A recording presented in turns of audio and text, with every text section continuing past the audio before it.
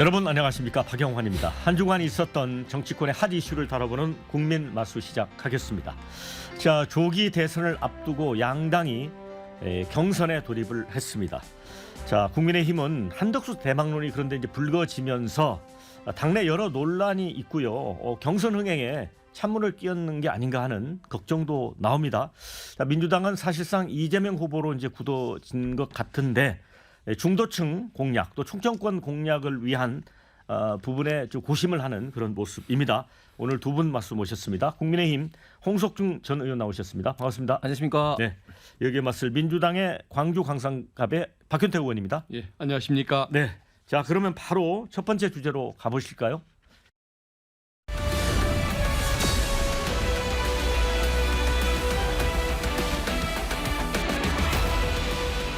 자, 이제 본격적인 당내 경선 레이스가 시작이 됐습니다.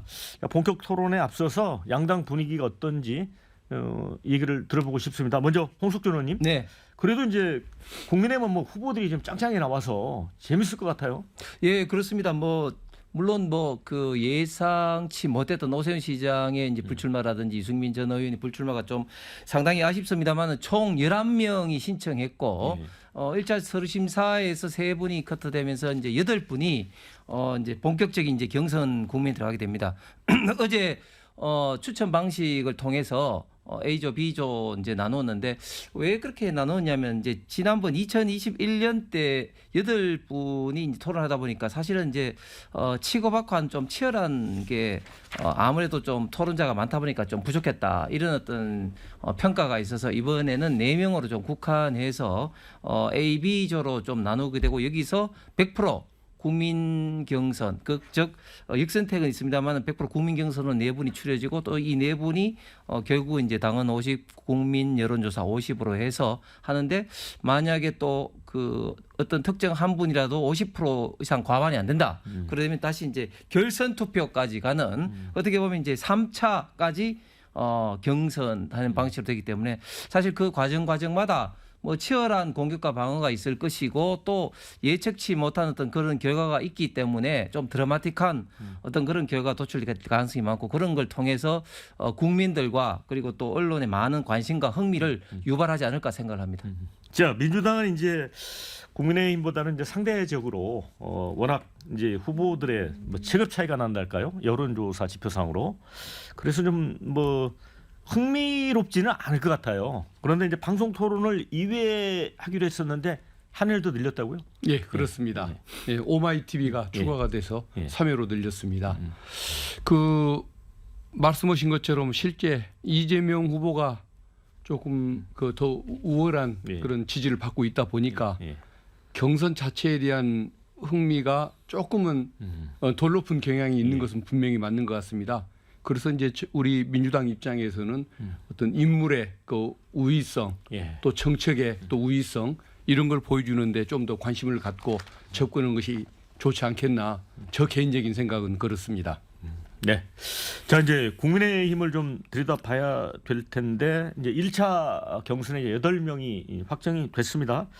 그런데 A조, B조로 이제 나눴어요. 근데 이제 나누는 방식이 재밌더라고요. 예, 이게 이제 추첨 방식인데 이제 추첨의 어떤 형식을 자연스럽게 오는 어떤 의자 앉는 어떤 순서별로 이제 하다 보니까 A조, B조에 있어서 조금 치열한 감은 B조가 상대적으로 많은 관심을 받을 수밖에 없을 것 같습니다. B조에는 이철우 경상북도지사, 나경원 의원, 그리고 홍준표 전 시장, 그리고 한동훈 전 대표가 되는데 잘 아신 것처럼 이 세 분, 즉 나경원, 홍준표, 한동훈 전 대표가 4강에 들어갈 가능성이 지금 굉장히 많고 특히 한동훈 전 대표와 나경원 의원은 지난번 당대표 경선에서도 좀 치열하게 토론에서도 맞붙은 그런 경험이 있기 때문에 이번에도 여러 가지 이슈를 두고 아무래도 좀 치열한 어떤 그런 논쟁이 있을 것으로 예상이 됩니다. 거기다가 홍준표 시장은 뭐 잘하신 것처럼 자타가 공인하는 촌철살인의 또 1인자이기 때문에 B조의 관심이 아주 뭐 폭발적으로 많이 될 것 같고 상대적으로 좀 A조는 지금 김문수 전 장관과 또 양행자 의원 또 그 지금 유정복 어떤 시장 등이 있어서 조금은 상대적으로 조금 토론에 대한 어떤 흥미는 좀 반감이 되지 않을까 예상을 해봅니다. 자, 근데 이제 김문수, 홍준표, 한동훈 이분들은 이제 사인에 이미 좀 안착했다라는 이제 평가가 있어요. 근데 박경택 의원님 민주당에서 이렇게 보시기에 이제 나머지 안철수, 나경원 후보가 좀 겨룰 거다 이런 그 분석들이 있는데 어떻게 보세요? 뭐 두 분 다 분명한 한계를 가진 분들이긴 합니다만은 안철수 후보는 지금까지 네. 항상 철수하는 모습만 보였기 때문에 국민들이 갖는 기대가 나경원 의원보다도 더 없어서 나경원 후보가 4강에 합류하지 않을까 제 개인적인 짐작은 그렇습니다. 자, 어떻게 보세요? 두 분 중에. 예. 안철수 의원이 참 상당히 참 안타까운 면이 있는데 왜냐하면 지금 이 상황에서 사실은 안철수 의원이 가장 잘할 수 있는 시대적 환경을 갖고 있다고 저는 봅니다. 왜냐하면 잘 아시는 것처럼 지금 4차 산업혁명 시대 가장 큰 화두가 AI 산업을 통해서 우리 제조업을 디지털 전환하고 그걸 통해서 국가 경쟁력과 기업 경쟁력을 높이는 것이 어떻게 보면 국가의 절체절명이 과제이기도 하고 이 점에 대해서는 뭐 대선 후보는 누구나 어떻게 AI 산업을 육성할 것인가에 대한 어떤 그런 어떤 비전을 지금 발표하고 있는 상황입니다. 그런 것을 고려해 본다면 안철수 의원이야말로 우리 대한민국의 어떻게 보면 ICT 혁명을 이끌어온 안랩의 선두주자, 백신을 또 무료 또 보급하는 어떤 그런 어떤 전문가이기도 하고 특히 또 지금 의대 정원으로 촉발된 의료의 위기에 있어서도 또 안철수 의원이 굉장히 역할을 할 수 있음에도 불구하고 참 정치가 어려운 것 같습니다. 대중적인 어떤 지지도는 과거에 비해서 영향력이 많이 조금 줄어든 것 같고 나경원 의원이 가장 최근에 출마 선언을 했습니다마는 뭐 최근에 어떤 드럼통 이슈라든지 이슈몰이 그리고 그동안 또 탄핵 반대 누구보다도 열심히 했다는 그런 걸로 인해서 좀 지지층 특히 당원들로부터는 많은 또 지지를 좀 받고 있는 것 같습니다. 그럼에도 불구하고 여전히 4위, 5위의 싸움은 나경원, 안철수의 어떤 싸움이 막판까지도 뭐 어떻게 될지 또 잘 모르겠습니다. 우리 홍 의원님이 그 나경원 의원 그 드럼통 네. 그 앞에서 사진 찍은 그걸 제기를 했는데 민주당에서는 굉장히 좀 불쾌하게 생각을 해서 고소고발까지 하지 않았습니까? 지금 그 부분을 검토를 하고 있죠. 아직 하진 않았고요. 예, 검토를 하고 있는데 저는 이제 그게 바로 국힘의 한계인 것 같습니다. 그게 좋은 이슈가 돼서 예, 후보가 되는 정당이라는 게 정상적인 모습이 아니지 그러니까 않습니까? 지지층에 어필하기 위해서 그렇게 했다고 예. 보시는 거죠? 예, 그렇습니다. 어떤 그 상식을 가진 국민들이 별로 좋아하지 않을 만한 그런 행동인데도 국힘의 후보가 되기 위해서는 그런 행동을 취해야 한다는 것. 또 그 전에도 드럼통 사건 이전에도 예. 그 뭐 저 관제 앞에 가서 예. 사실상 태극기 모독부대 예. 그 뭐 대원들의 예. 폭동을 사실상 부추기는 이런 운동을 보이지 않았습니까? 경호처 또 직원들의 저항을 또 그 사실상 그 부추기기도 했고, 그건 어떤 국민의 녹을 먹는 공직자라면 해서는 안 될 행동인 것인데 그런 행동을 할수록 인기가 올라가는 것이 현실인 국힘 그 후보들의 한계, 그것을 보여주는 극명한 사건이 아닌가 싶습니다. 자, 그러면은 이제 예를 들어 홍준표, 김문수, 한동훈, 나경원, 안철수 이렇게 놓고 볼 때 박경택 의원님이 보실 때는 이재명 대표 입장에서는 어느 분이 올라오는 게 좀 편안할까요?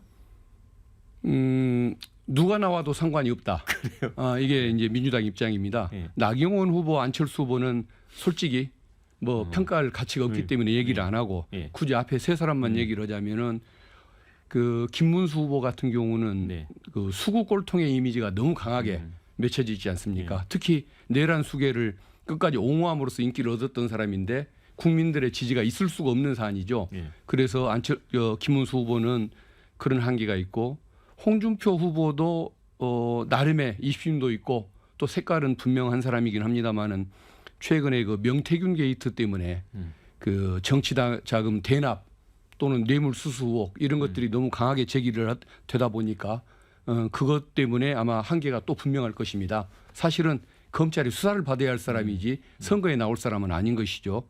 그리고 이제 한동훈 대표 같은 경우는 그 내부에서는 그 어떤 그 윤석열의 탄핵을 자초했던 뭐 배신자다라는 이런 이미지가 찍혀져 있고 국민 보기에는 그래도 그런 소신이라도 보였기 때문에 다행이라는 생각은 들지만은 지금은 검사 출신은 대통령이 나와서는 안 되는 시대적 상황 아닙니까? 예.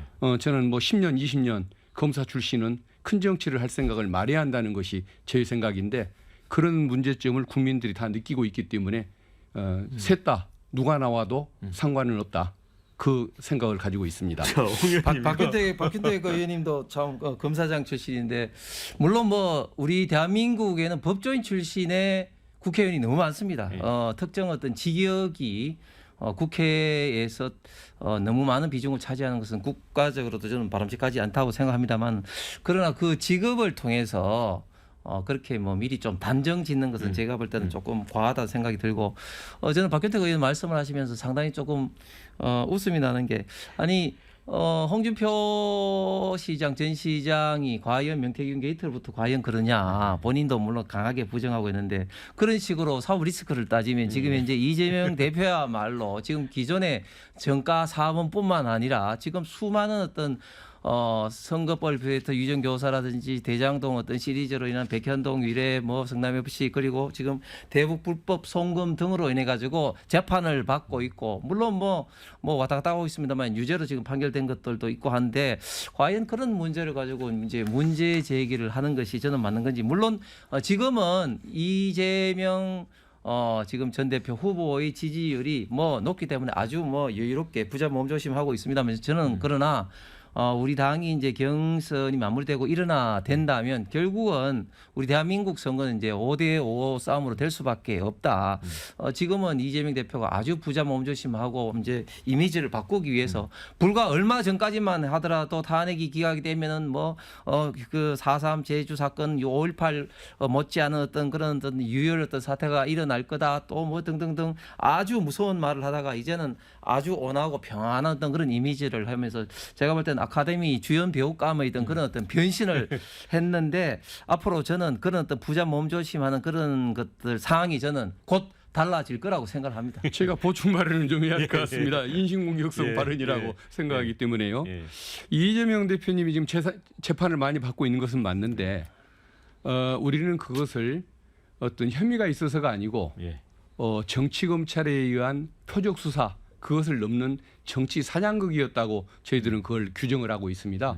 그리고 지금 위중교사든 선거법 위반이든 다 지금 그 무죄로 확인이 되고 있지 않습니까? 그리고 나머지 사건은 의혹만 컸을 뿐 1심 재판조차도 끝내지 못할 정도로 지지부진한 그런 사건인 것을 보여주고 있는데 여기서 이재명 대표님을 끌어들여서 설명하시는 것은 좀 적절치가 않은 것 같고 홍준표 지금 시장의 경우에는 그 어떤 명태균 씨의 발언, 그다음에 계좌 송금 내역, 카톡 내용에 의해서 혐의가 물증으로 입증이 되고 있는 사건이기 때문에 그런 정치 사냥극과 비교해서는 안 된다는 말씀을 드리고 싶습니다. 아니, 검사장 출신이 어떻게 정치 사냥극이라 그리고 대장동이라든지 이런 거는 윤석열 정부 들어와서 정치 보복 차원에서 된 게 아니죠. 잘 아신 것처럼 이것은 2021년 민주당 대선 경선 차원에서 이낙연 당시 후보 측에서 문제 제기를 한 것이고 그리고 지금 굉장히 지금 지지부진하게 된 것은 수많은 사건들이 대장동 같은 경우는 백현동 위례 성남 FC가 병합됐기 때문이고 또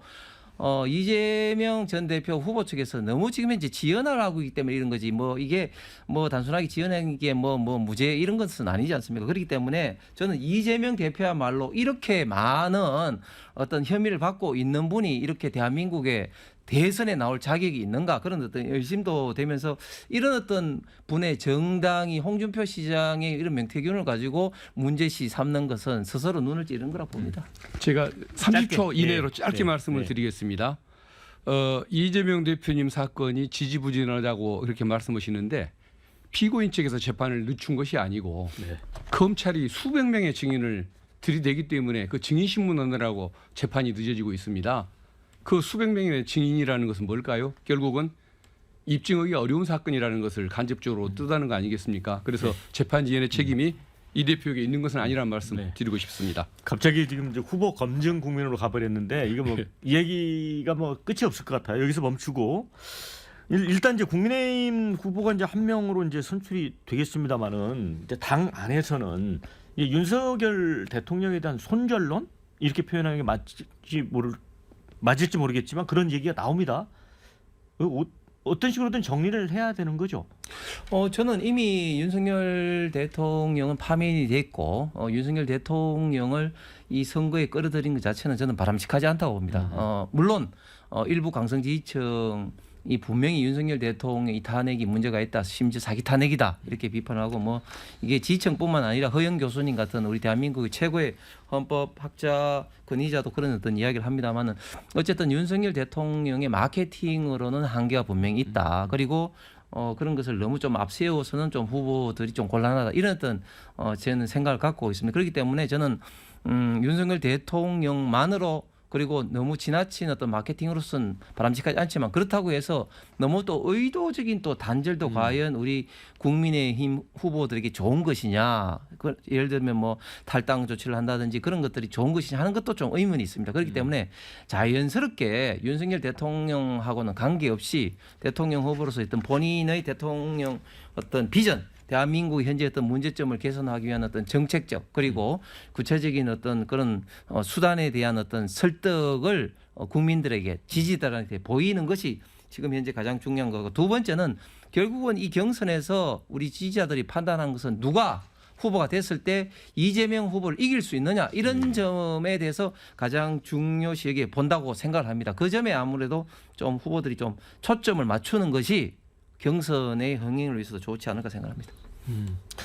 어떻게 보세요? 근데 일각에서는 국민의힘이 이 윤석열 전 대통령과의 단절을 명확하게 못하는 것 중에 하나가 이렇게 하게 되면 당내 강성 보수 지지층 같은 경우에 투표장에 안 나올 수도 있다. 일종의 이제 보수 분열이랄까요? 그런 걸 좀 의식한다는 얘기도 있던데. 결국은 내부 후보가 되기 위해서는 윤석열 전 대통령과의 관계를 끊을 수가 없고 예. 또 국민의 지지를 얻기 위해서 특히 중도층들의 지지를 얻기 위해서는 윤석열과 손절을 해야 하는 그 상황. 딜레마적인 거라는 그 거죠. 딜레마에 빠져 있는 것이 국힘 후보들의 입장인 것 같은데 저도 좀 제가 만약에 그 입장이었으면 어떨까 참 많이 헷갈릴 것 같고 예. 그 뭐 어려운 처지를 저도 이해는 하는 입장이니까 더 이상 평가는 안 하겠습니다. 네. 자, 홍 의원님 그런데 지금 윤석열 전 대통령과 관련해서 윤어게인 신당 창당 기자회견을 하겠다. 탄핵 심판에 참여했던 변호사 일부가 근데 윤 대통령이 만류했다고 하거든요. 네. 이거는 어떻게 된 거예요? 예. 이번 비상계엄을 통해서 사실은 2030이 그전에는 정치에 대해서 상당히 좀 무관심을 했는데 이번 12.3 비상계엄을 통해서 가칭 이제 국가를 마비시키려는 민주당의 갖가지 어떤 폭주, 탄핵 폭주, 입법 폭주, 예산 폭주로 인한 여러 가지 어떤 문제점을 이제 인식하면서 그분들 사이에서는 계몽령이었다 이런 식으로 이제 생각을 하시면서 굉장히 정치에 관심을 갖게 되었습니다. 그러면서 자연스럽게 이런 것들이 지속화하기 위해서는 결국은 정치 세력화를 해야 된다는 그런 이야기들이 그분들 사이에서 자연스럽게 이제 돌다 보니까 그러면 이걸 어떻게 해야 하느냐 하는 것을 이제 그 윤석열 대통령 변호인단 중에 상대적으로 젊은 청년 변호인단과 이제 상의를 하는 과정에 신당 이야기가 좀 자연스럽게 나온 것 같습니다. 그런데 거기에 참여했던 뭐 김계리 변호사라든지 그런 분들 이야기 따르면 이 신당은 국민의힘을 분열시키는 것이 아니라 국민의힘을 좀 채찍질하면서 상대적으로 좀 적극적인 탄핵이라든지 또 2030의 어떤 목소리를 대변함으로써 시너지 효과를 일으키기 위한 어떤 그런 거다고 이야기는 했지만 특히 조기 대선 국면에 우파 보수 계열의 신당이 창단한 것은 사실상 어떤 공멸에 가까운 것이기 때문에 윤석열 대통령도 강력하게 반대를 한 것으로 알고 있습니다. 네. 자, 이제 민주당 얘기 좀 해볼게요. 이제 민주당은 지금 충청도 표심을 좀 민감하게 이렇게 좀 바라보고 있는 것 같습니다. 그래서 이재명 후보 같은 경우에도 임기 내 세종 집무실 건립 이런 걸 냈고요. 김경수 전 지사는 서울 세종 공동 집무실. 결국은 이제 정권의 행정 수도를 다시 이제 만들겠다는 구상인 것 같아요. 예. 근데 이게 좀 항상 선거 때만 나온 얘기고 또 그다음에 또 물리고 했거든요. 그 선거 때 주로 나오던 주장이었던 것은 맞지만 이재명 후보 외에 뭐 김동연, 김경수 예. 후보도 다 비슷한 발언을 하는 거 보면 이것은 거의 민주당의 당론 수준으로 봐도 되는 것 아니냐. 아직 공식 당론은 확정되지는 않았지만 거의 당론 수준이 아니냐라고 봐주셔도 될 것 같습니다. 물론 이게 어떤 충청도의 표심을 얻기 위한 마음 아니냐. 저 부정하기는 어려운 것 같습니다. 예. 분명히 그 마음은 있을 거라는 생각은 하는데 근본적으로 노무현 대통령 때부터 예. 어떤 그 지방 균형 발전이라는 목표를 항상 민주당이 추진해 왔고 강조를 해왔고 지금도 그 부분은 이의가 없는 부분이기 때문에 어떤 다수의 생각이 여기에 일치하는 그런 것을 본다면은 단순히 그 선거를 앞둔 주장이라기보다는 실천적 과제로 이어질 가능성이 아주 많고 또 약속을 했으면 지켜야 한다는 인식들이 분명히 뭐 후보들은 물론 민주당 의원들의 그 인식이 강하기 때문에 저는 그 방향으로 분명히 갈 거라고 그렇게 믿고 있습니다. 근데 개헌을 하지 않고 행정 수도를 이전할 수 있나요? 그 결국은 뭐 개헌이 필요하냐 필요하지 않냐 뭐 여러 가지 견해들이 있는 것 같습니다만은 그래도 어쨌든 헌법재판소에서 관습헌법이라고 국민들이 당시에 수긍하기가 좀 어려웠던 예. 이유로 그렇게 그 유언 선언을 했었는데 그런 선언이 있는 한 그것은 존중받아야 맞고 그래서 저는 어떤 그 개헌 부분에 대한 이런 절차들도 같이 나중에 진행이 돼야 하는 것 아닐까 네. 그렇게 개인 생각은 그렇습니다. 예, 그 대통령 선거라든지 총선이라든지 큰 선거 있을 때마다 스윙보트 역할을 하고 있는 중천권에 대해서 공약이 많습니다. 사실은 뭐 이런 공약도 뭐 어제 오늘 일이 아니죠. 이미 국회에서 21대 때 이미 상임위원회는 이제 세정 가기로 이제 결정을 했고 지금 이야기는 이제 이제 본관까지 가겠다는 그런 이야기고.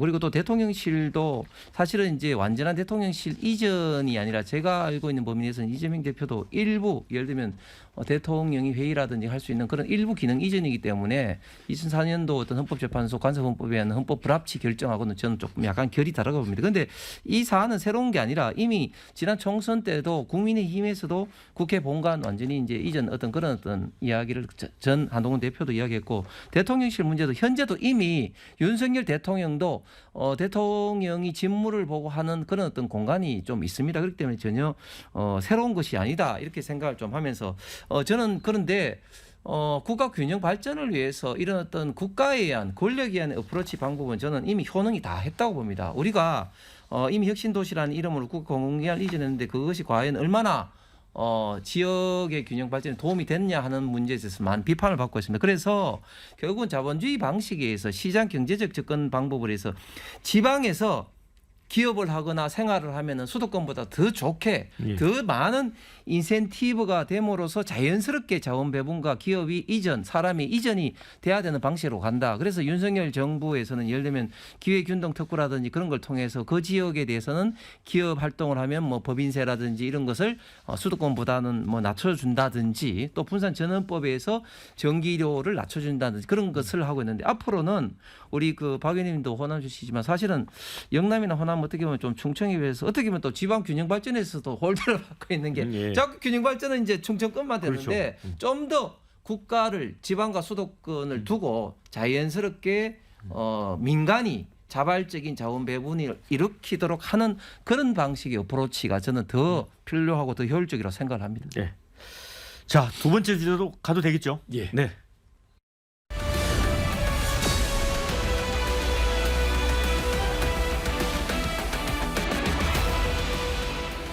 한덕수 대통령 대행이 이 대통령 몫의 헌법재판관 2명을 임명을 했습니다. 당시에 다들 깜짝 놀랐었는데 이걸 또 헌법재판소가 지명 효력을 정지시켰습니다. 그러니까 제동을 걸었습니다. 먼저 헌재 판결에 대해서 어떻게 생각하시는지, 예를 들어 국민의힘 같은 경우는 헌재가 좀 정치에 오염됐다라고 그 이야기하는 것 같아요. 예. 예.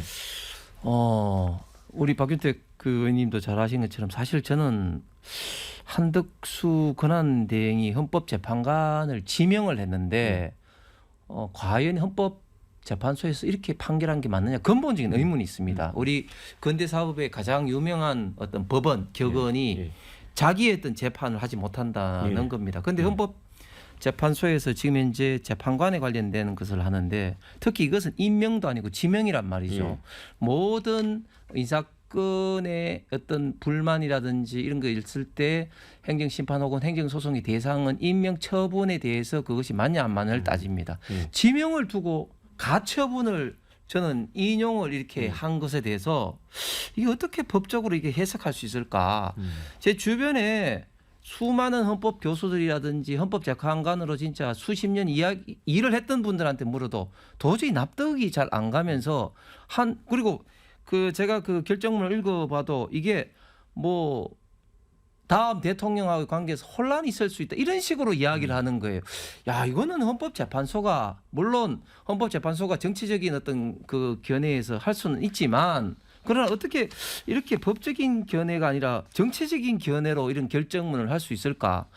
헌법재판소의 지금 현재 조한창 정계선 그리고 마은혁 재판관도 결국은 권한 대행이 임명을 했습니다. 물론 그것을 추천한 거기 때문에 다르다 이렇게 이야기를 하지만 그러나 궁극적으로는 임명이라는 행정처분은 동일합니다. 그 사람들은 그러면 임명한 것은 아무런 관계가 없고 이것을 지명을 한 것은 그러면 이렇게 문제를 삼는다? 저는 도저히 좀 납득하기 힘든 판결을 지금 헌법재판소에서 계속하고 있다고 생각합니다. 네, 박 의원님은요? 예, 이번 그 헌재의 결정은 너무도 당연한 것이었습니다. 헌법학계의 통설이 네. 대통령 권한 대행에게는 자기가 스스로 선정해서 임명하는 임명권이 대통령 그 헌법재판관 임명권이 없다는 것이 헌법학계의 통설입니다.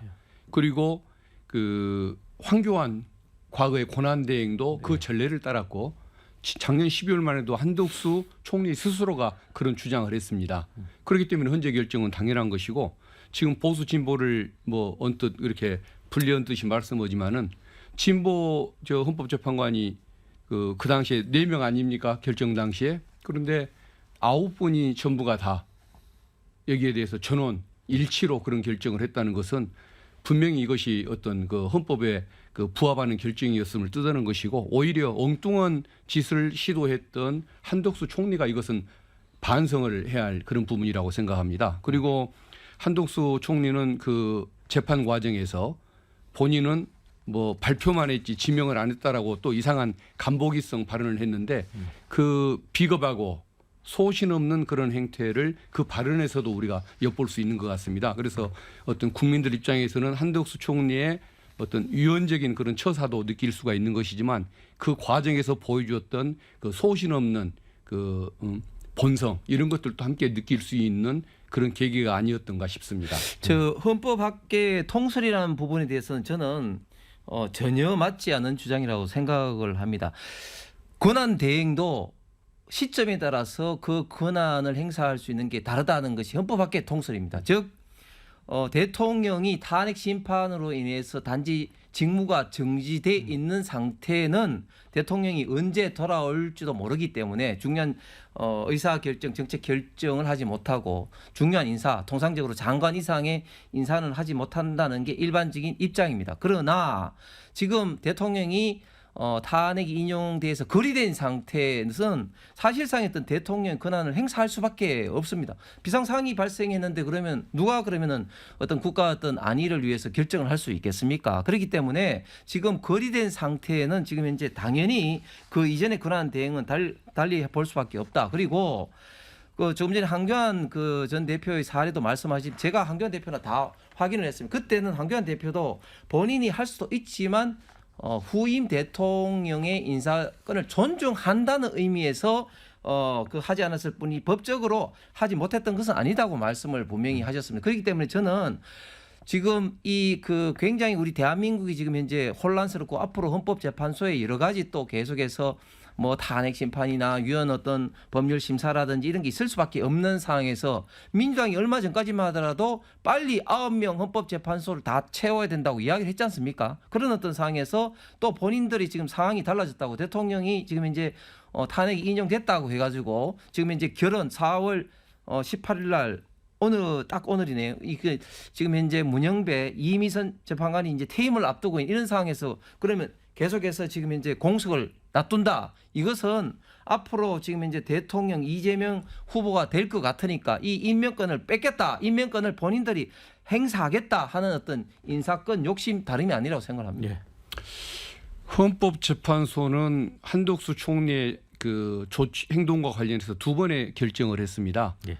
해야 할 일을 하지 않았던 것도 위헌이라고 했고 안 해야 할 일을 한 것도 위헌이라고 결정했는데 이 부분에 대해서는 헌법재판관들의 의견이 일치한다는 것 말씀을 드리고 고리 상태에서는 모든 것이 가능한 것처럼 말씀을 하시지만은 있지도 않은 대통령의 권한을 어떻게 대응을 하겠습니까? 그야말로 60일 이내에 새로 수립될 새 정부를 위한 과도기적 역할, 징검다리 역할만 해야 한다는 것이 헌법학계의 어떤 통설이라는 점 다시 한번 강조를 드립니다. 네.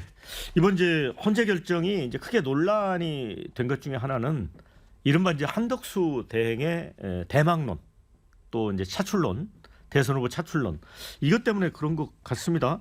한 대행이 최근에 이제 광주 또 울산도 방문을 했고 또 이 착한 식당을 방문해서 이 주인하고 또 포옹도 하고 그래서 상당히 어떤 정치적인 행보를 했다 이런 또 논란도 있습니다. 이 어떻게 보세요? 계속 침묵하고 있는데. 예, 저는 한덕수 권한대행이 과거보다는 지금 대선에 관심이 많고 좀 정치적 영향으로 한 발짝 들어온 것 같습니다. 그래요? 방금 앵커께서 말씀하신 것처럼 그 전에는 대선에 디귿자도 꺼내지 마라 이렇게 하시다가 트럼프 대통령과 통화한 어떤 그런 결과를 이야기가 어디서나 좀 새어 나왔겠죠. 예. 그렇게 나오면서 트럼프 대통령이 어떻게 할 거냐 하니까 주변에서 많이 권하기 때문에 고민하고 있다 예, 이런 예. 이야기라든지 또 최근에 여론조사 같은 경우도 한덕수 대행이 뭐 성남을 했거나 아니면 주변에 성남했기 때문에 그 예. 여론조사 대상에 포함되는 거 아니겠습니까? 그렇죠. 예, 거기다가 또 광주 또 이제 울산의 자동차 조선 간 것도 상당히 지금 현재 트럼프발 관세 전쟁에 가장 직격탄을 받을 수 있는 예. 분야가 이 자동차와 조선이기 때문에 그리고 한미 간의 협력을 가장 해야 될 분야가 또 그 분야이기 때문에 그 공장을 방문한 것도 그렇고 특히 손편지를 싼 게 이게 상당히 어떤 정치적 냄새가 많이 지금 난다고 볼 수가 있겠죠. 예. 그럼에도 불구하고 저는 한덕수 권한대행이 아직까지도 결심을 못했다고 생각하는 이유는 저도 공직자 출신이지만 공직자가 평생을 담고 있는 공직에서 정치 특히 이런 대선 같은 큰 선거판에 나가는 것을 결심하기가 사실 쉽지는 않습니다. 왜냐하면 선거판에 딱 나가는 순간 국민의 절반 이상은 본인을 공격할 수밖에 예. 없는 그런 예. 어떤 상황이기 때문에 아직까지도 한덕수 권한대행이 좀 최종적으로 결심하지는 못하고 있지 않나 생각이 듭니다. 박근태 의원님 어떻게 보세요? 이제 간덕수 이런 이제 별명도 얻었던데 간을 계속 본다 그래서 예. 결국 출마할 걸로 봅니까? 아마 그 나오려고 할 것 같고 예.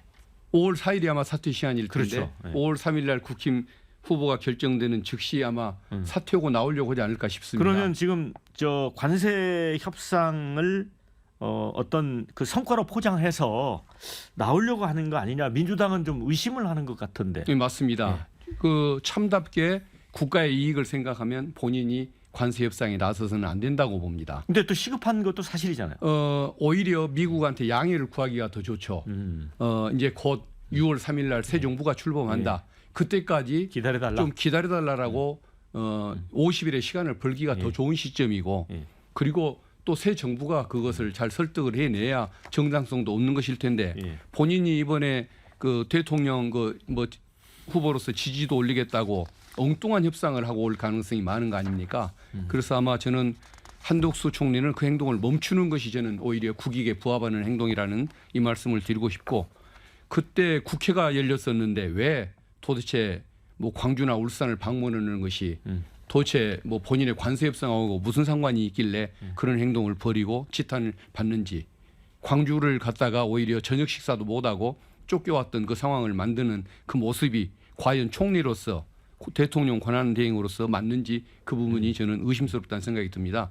그리고 이것은 국힘을 위해서도 바람직하지 않은 게 지금 아까 뭐 후보들 누가 1등을 될지 흥행을 기대한다고 말씀을 하고 계시지만 여기서 유리가 뽑혀봐야 또 한덕수 씨하고 또 그 저 후보 그 경쟁전을 다시 치러야 할 최종전이 아닌 상황이 되다 보니까 국민들도 관심을 오히려 덜 갖는 부분이 있지 않습니까? 오히려 한덕수 총리의 행보에 더 관심을 갖고 그래서 이것은 국힘에도 손해내는 짓이고 또 그 대선을 관리해야 할 그 심판이 갑자기 심판을 그만두고 축구화를 갈아 신고 그 선수로 뛰는 이 현상도 국가적으로 바람직하지도 않고 그다음에 저는 한덕수 씨가 나와도 별로 좋은 여론을 얻지는 못할 것이기 때문에 본인의 명예만 훼손되고 말 이런 상황이기 때문에 국힘을 위해서든 나라를 위해서든 개인을 위해서든 좀 안 해야 할 행동을 하고 있다. 그러나 민주당 입장에서는 나와주면 더 고맙다. 이 말씀을 드리고 싶습니다. 예, 박규태 의원님 말씀이 상당히 일리도 있죠. 이제 결국은 한덕수 권한대행이 출마 여부는 저는 두 가지 변수라고 봅니다. 첫 번째는 제가 아까 말씀드렸듯이 공직자로서 과연 권력 의지가 있느냐 문제하고 또 두 번째는 지금 경선이 이루어지고 있는 후보들의 지지율입니다. 예. 만약에 이제 경선 과정에서 계속해서 지지율이 올랐다. 그러면 뭐 한덕수 대행의 어떤 뭐랄까 뭐 필요성은 사라지기 때문에 자연스럽게 출마하지 않을 가능성이 많다고 봅니다. 그런데 저는 한 가지 말씀드리고 싶은 건 뭐냐면 지금 그렇기 때문에 한덕수 권한대행이 미국과 어떤 관세 협상하지 마라 이렇게 하는 것도 저는 국익의 정면으로 반하는 것 봅니다. 왜냐하면 지금 우리가 하고 싶지 않더라도 미국이 지금 우선 협상, 관세 협상 대상국 5개국 이미 콕 찍었어요. 영국, 인도, 호주 그리고 일본과 한국입니다. 그렇게 먼저 관세 협상을 하자고 콕 찍었는데 그러면 아유 우리 뭐 대통령 선거 있으니까 나중에 할게요. 이게 말이 됩니까? 지금 트럼프는 어떻게 보면은 이런 이야기를 했지 않습니까? 먼저 협상을 하면 거기에 따른 어떤 먼저 우선권을 준다 이런 식으로 하고 있고 우리 대한민국이 거기에 해당되는 국가고 그만큼 중요시 여기면서 이렇게 협상을 지금 요구를 하고 있는데 우리가 이것 때문에 수십일 뭐 이렇게 늦춰버린다. 그리고 또 정부가 바뀌고 난 다음에 과연 뭐 바뀌자마자 과연 누가 또 협상을 할 겁니까? 그때 막 바뀌면 뭐 이번에는 뭐 인수위도 없습니다. 막바로 정부가 시작을 해야 됩니다. 그러면은 그때 정신이 없는데 과연 지금보다 협상을 잘 할 수 있겠습니까? 그래서 저는 한덕수 권한대행이 협상을 하지 마라 하는 것은 민주당이 정말 이거는 국익보다는 어떤 정쟁력으로 바라보는 것이라고 생각합니다. 네, 반론 듣고 이제 다음 주제로 가겠습니다. 그건 뭐 오늘의 토론 주제는 아니니까 제가 자세히는 말씀 안 드리지만 트럼프 뭐 대통령의 행동이나 처신하는 협상 방식을 보면 이것은 시간을 끌면 끌수록 우리한테 더 유리한 게임이고 또 우리가 분명한 명분이 있기 때문에 새 정부 이후의 과제로 미뤄달라고 요청하는 것이 얼마든지 가능하다고 그런 말씀을 좀 드리고 싶습니다. 네, 자 다음 마지막 주제 만나 보겠습니다.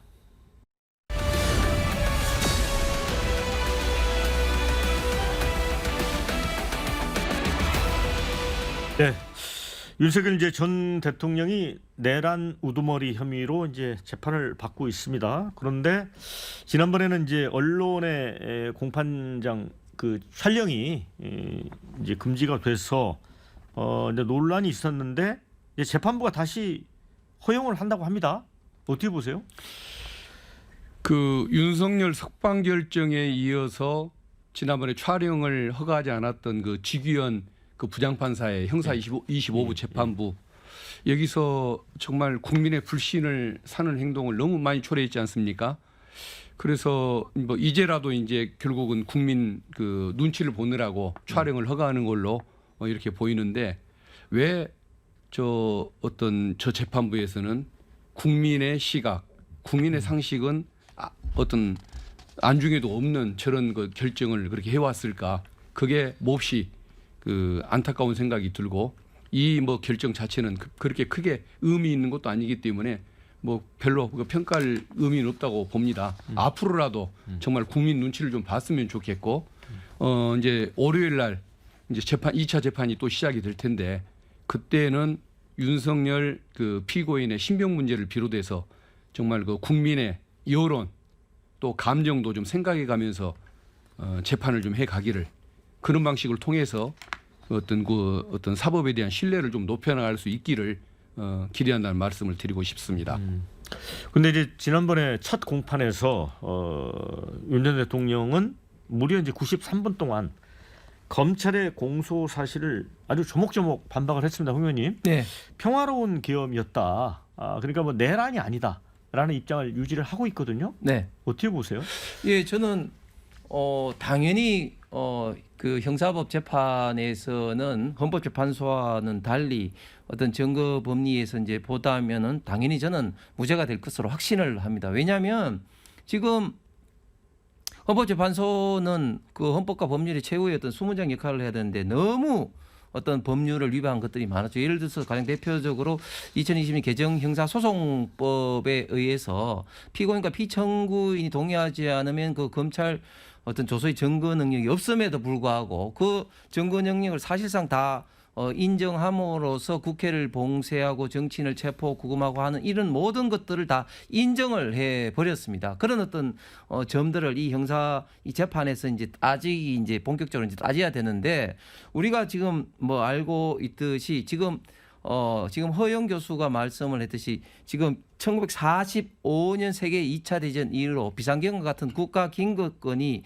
내란으로 인정된 사례가 하나의 사례도 없습니다. 내란이란 것은 꼭 어떤 특정 어떤 목적을 위해서 이제 국가기관 등등을 이제 마비시키기 위해서 어떤 폭동을 일으켜야 되는데 결국은 이게 목적범이 돼야 되시고 그리고 이제 폭동이라는 건 대부분 판례에 의하면 어떤 군단 이상의 어떤 면적에 해당되는 국가의 어떤 기관을 어떤 마비시켜야 된다는 그런 어떤 그 요건이 필요한데 사실 대통령이 그런 어떤 의도도 없을 뿐만 아니라 그런 어떤 실행도 구체적으로 이루어지지 않았다는 게 지금 명백하기 때문에 저는 당연히 무죄가 돼야 되고 그렇게 되리라고 기대를 하면서 대통령도 거기 관련돼서 사실은 왜 비상계엄을 했는지 그리고 그 상황에 대해서 누구보다도 가장 잘 아시는 분이기 때문에 첫 번째 재판에서는 변호사보다도 본인이 가장 말씀을 많이 한 것이 아닌가 생각이 듭니다.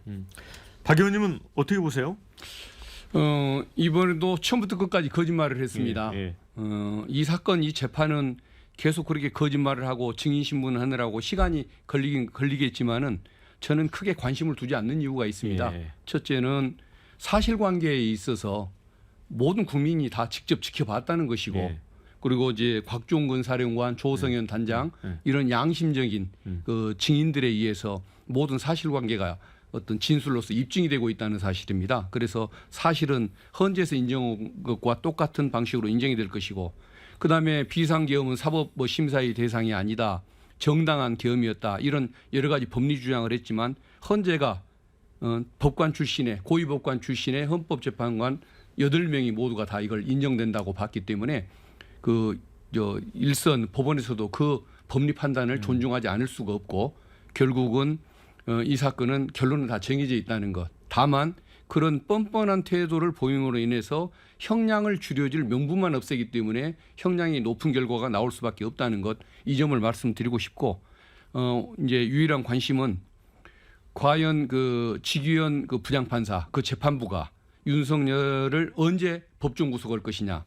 공수처의 구속 또는 검찰의 구속기간 계산 여기에 좀 하자가 있는 것 같다라는 식으로 이해할 수 없는 법리를 들이대면서 풀어줬는데 과연 이게 법리 때문에 풀어준 것이 순수한 마음일 뿐 윤석열 피고인에게 특혜를 주기 위해서 본인이 뭔가 거기에 얽매일 이유가 있어서 봐준 것이 아니라고 한다면 지금이라도 바로 그 법정 구속을 해야 본인의 순수성이 입증된다.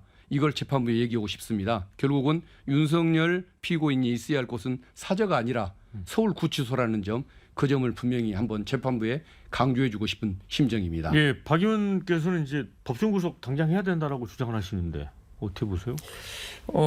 그 재판부가 절차상 문제 때문에 뭐 이런 어떤 뭐 법적 이게 기간 구속 기간에 있던 계산은 저는 부차적인 문제라고 생각하고 이런 어떤 과연 공수처가 내란 관련된 수사 권한이 있느냐 그리고 서부지법에서 지금 현재 그 발급한 그런 어떤 영장이 정당하냐 이런 어떤 절차적인 문제가 되어서 지기현 판사가 저는 절차상의 문제로 인해서 구속 취소 어떤 결정에 대해서 법정 구속을 시킨다 이것은 이제 말도 안 되고 그럴 리도 저는 없다고 봅니다. 그리고 과거에 2017년도 박근혜 대통령 때 우리가 생각을 해보면 그때 당시에 헌법재판소에서 비록 파면 결정은 났지만 그때 형사법에 있어서 가장 중요했던 뇌물이라는 것들이 다 무죄 판결을 받았다. 이번은 그때보다 더 심하게 지금 뭐 곽정근 전 사령관도 이야기했고 했지만 곽종근, 홍장원 이런 어떤 메모가 왜곡 내지는 오염됐다는 것이 명백하게 지금 현재 밝혀진 상황이기 때문에 그때보다 더 저는 당연히 무죄가 될 것으로 생각합니다. 네. 예, 그 수사기관의 구속 절차나 기간 계산에 문제가 있는 것 아니냐. 네. 그래서 합법성을 확보하고자 구속 취소 결정을 했다는 겁니다. 1심 네. 재판부가. 그래서 그 석방 결정을 했지만 이제 법관은 자기의 정당한 권한으로 새로이 구속할 수 있는 법정 구속 권한이 있습니다. 그래서 정당한 권한을 지금 행사하는 것이고 밑에 아랫사람들 지시에 따라서 실행한 사람은 구속이 돼 있는데 그것을 지시한 수괴가 불구속 상태로 재판받는 것은 이건 법적 형평성에도 안 맞고 국민 정세에 안 맞는 것 아니겠습니까? 그래서 지금이라도 법정 구속이 되는 것이 맞다는 말씀을 드리고 싶고 네. 그리고 이제 아까 뭐 누구 말을 믿을 수 없다 이렇게 말씀하시는데 홍장원, 곽종근, 조성현 단장 이분들이 거짓말을 해야 할 이유가 없습니다. 나머지는 본인 살자고 윤석열에 대한 의리를 발휘하자고 거짓말을 해야 할 이유가 있지만 이분들은 선처를 바라는 의미에서 진상을 얘기하고 국민의 선처를 바라기 위해서 진상을 얘기했을 뿐 과장되게 없는 사실을 만들어서 자백을 해야 할 이유는 없는 것이거든요. 그래서 이것은 이 증인들의 증언은 100% 믿을 수밖에 없는 그런 논리적인 그런 특성을 가지고 있기 때문에 이거 사실관계를 그 왜곡하는 그 주장으로 그걸 잘못 활용하는 것은 옳지가 않다.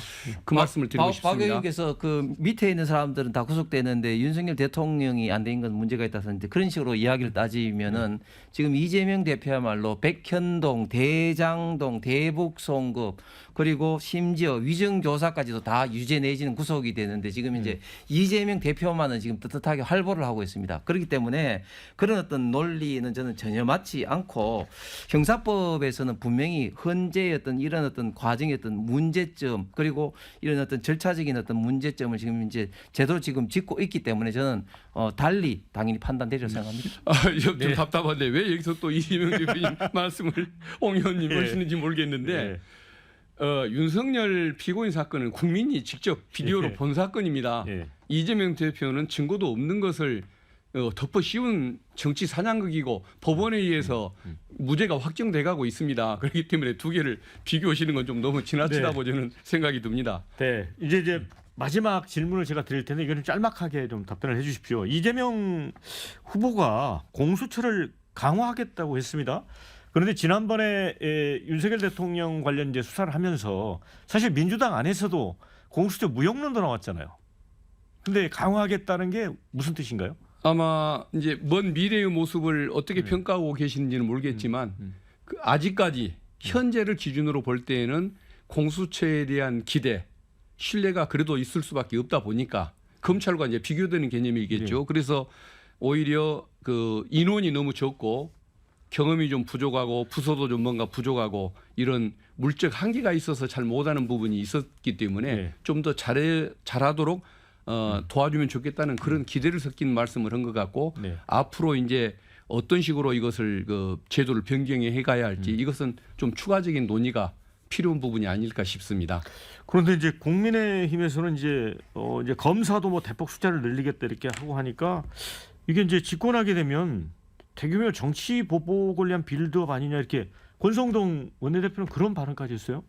네, 저는 근대 사법의 대원칙은 결국은 이제 인신 보호, 인권 보호를 위해서 재형 법정주의를 하고 또 수사 기관 간의 어떤 그 권한을 명확하게 해야 됩니다. 그렇지 않으면 어떤 인신보호, 인권보호에 치명적인 어떤 문제가 있을 수밖에 없어요. 이 기간 뭐 다 뭐 수사하고 뭐 체포할 수 있다면 그렇지 않겠습니까?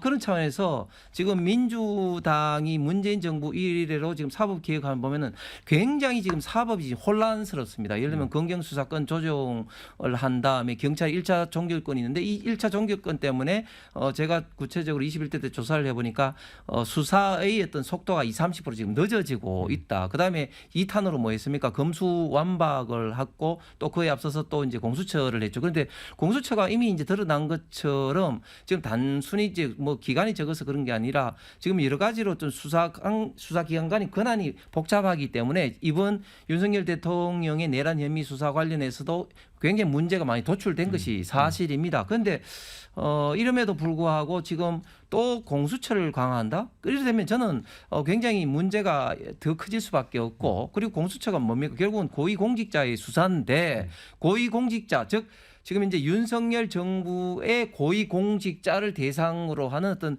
정치 보복을 할 가능성이 저는 굉장히 많다고 생각을 합니다. 그렇기 때문에 권성동 대표도 그 정치 보복에 대한 빌드업이다, 이런 어떤 이야기를 하는 것이죠. 네, 조금 반론 듣고 마무리해야 될 것 같습니다.